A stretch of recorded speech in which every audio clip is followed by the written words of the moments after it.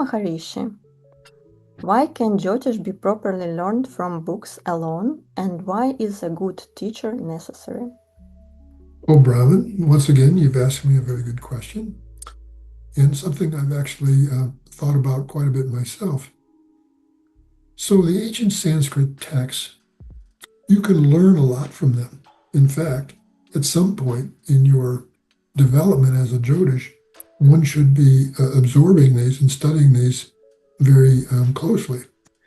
But a book and even a video, you can't ask it a question. And there are so many things that for any student of Jyotish that starts to come up that you really want to ask a question, and then it's only an experienced, competent teacher who can give you an answer. I was very privileged to have K.N. Rao as my teacher, and of course I asked him a lot of questions. And so that's the number one reason. The other reason is that these texts were never meant to be standalone learning instructional material, right? It was always, take something like the Jaimini Sutras. The statements are so, the sutra form is so compact and so, so brief that, it was never meant to be something that you learn for by itself. Sutra means thread.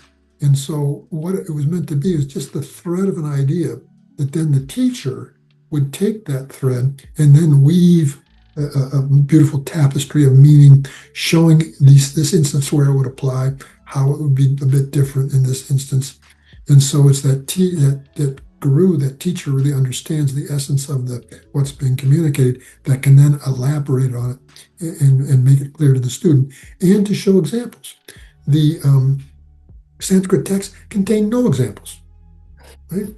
And so, it's only through seeing examples that the knowledge really becomes alive for the student, particularly if they're seeing this in their own chart. Then it really makes an impression, right? So, it's just part of the Indian spiritual tradition, this tradition of the guru shishya, right? The teacher student. Back in ancient times, particularly in the Brahmin caste and so forth, the child at a certain age could go study at the Gurukulam, the home of the guru, right? And they would be educated in that way. And it was always oral, right? It was an oral tradition, and it was based on a give and take.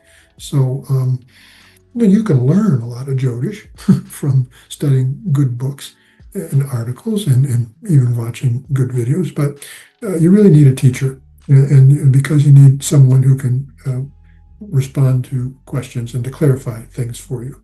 So, and I again feel incredibly blessed myself to have had K.N. Rao for a teacher. This is what I would say. Thank you, Osage. Why are you laughing? Well, it's the way you say that.